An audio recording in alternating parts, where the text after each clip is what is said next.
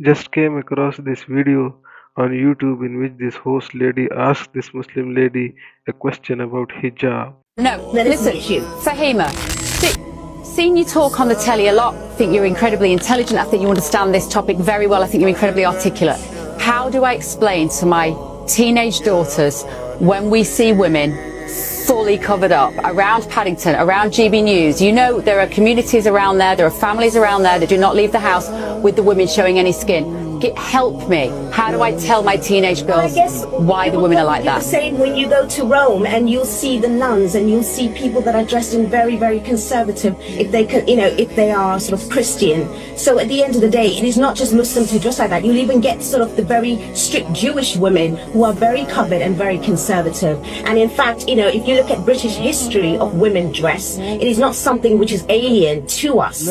So again, if you were to maybe educate yourself and your children and your family members of history of other cultures who are conservative, then there is no issue and there is no problem. Now you see that the Muslim lady answered her brilliantly and calmly, but I still wanted to ask you about the hypocrisy of talking about the freedom of choice for women, and when they make this choice for themselves, criticizing them for their choice, just because you do not agree and like their choice. Hypocrisy की भी सीमा होती है. Please do share with me your comments on this hypocrisy of Western media.